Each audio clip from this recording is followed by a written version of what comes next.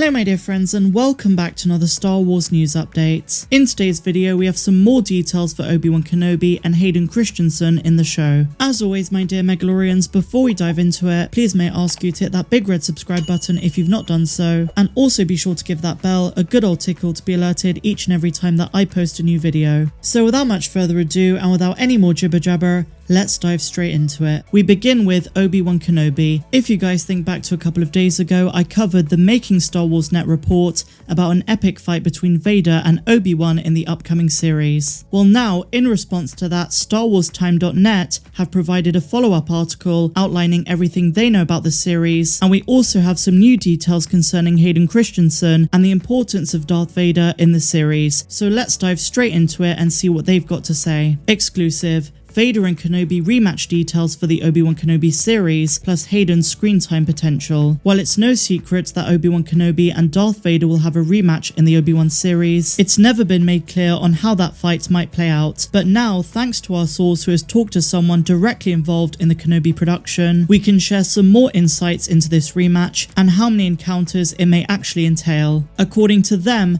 Obi-Wan and Darth Vader will actually interact multiple times throughout the series, and the two former brothers will be meeting in the flesh. I asked if these could be similar to the duels that Rey and Kylo had through the Force in the sequels, but our source confirmed that that will not be the case in Kenobi. They're going to be in the same space for their interactions, no Force VR for these two. We can also confirm that these interactions between Kenobi and Vader will be similar to the mall fights in The Phantom Menace, meaning that smaller skirmishes are going to take place between them to start, which in turn will build towards the final duel between Obi-Wan and Vader that's been built by Lucasfilm. And now we get to the juicy bit about Hayden Christensen and the importance of Darth Vader throughout the series. They basically talk about how Vader is not just going to be a prop, he is going to have some very meaningful character development, and they also talk about Hayden potentially returning as Anakin in flashbacks. Let's see what they've got to say. Our source went on to confirm that based on what they were told, Hayden is on screen a lot as Darth Vader, and that the Dark Lord is a major thread in the series. In fact, it was made clear that Darth Vader isn't just a vehicle for action. His action moments will be impactful via his fights with Kenobi. And then here is the reassuring part: he's not just going to be used as action filler to our audiences without further developing the character. When asked if we would see Hayden as Anakin at all via flashbacks, our source could only confirm that he plays Vader, so the on-set source was never involved in a shoot that portrayed Hayden as Anakin. It doesn't mean that scenes like this weren't shot, it's just that their source was not able to witness anything but Hayden as Darth Vader. Now we're going to finish the article, but I will come back to this and reassure you guys that we probably are going to see Anakin in Clone Wars flashbacks. So they go on to say, thanks to the leak we received, we can also corroborate the recent concept art leak from Star Wars Newsnet on Vader's healing chamber. Our source confirmed that Hayden will be in full-on gashed up Vader makeup during this scene, and that fans will get to see a familiar moment from Empire when Vader's helmet and mask are put back on after a healing session. So this article undoubtedly has a few very important takeaways. Obi-Wan and Vader are not just going to interact once, but many times throughout the show,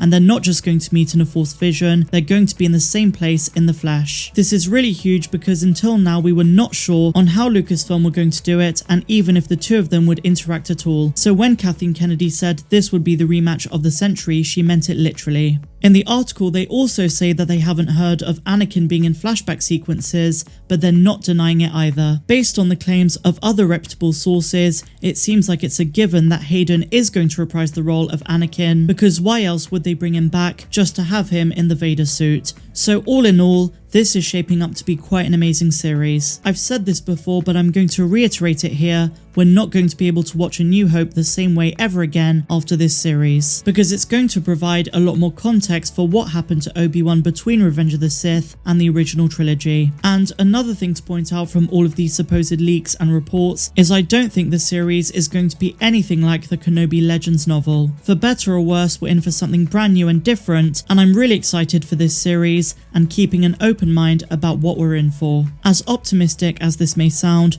I really hope we get a first look next month on Disney Plus Day, even if it's just a poster or something like that. It doesn't have to be a teaser or a trailer, but a first look photo shoot or poster or something to that extent would be really amazing. So now, my dear Megalorians, we're going to change the subject and talk about a deleted scene from The Force Awakens that Mark Hamill just revealed. It's a small detail that J.J. Abrams excluded from episode 7, but makes you think of what could have been and the emotional impact of this omitted scene. I think there's been enough debate about the sequel trilogy at this point, and whether you love it or hate it, you can't deny that The Force Awakens offered fans a glimmer of hope. To its credit, it's generally believed that The Force Awakens was actually a pretty solid movie, and while fans like to point out the similarities to A New Hope, it doesn't erase the fact that many fans believe it to be the superior entry of the sequels. Not my personal opinion, but that's the general consensus. However, the J.J. Abrams film almost turned out completely differently thanks to one sequence involving Luke Skywalker that would have made the final cut very different. On Twitter,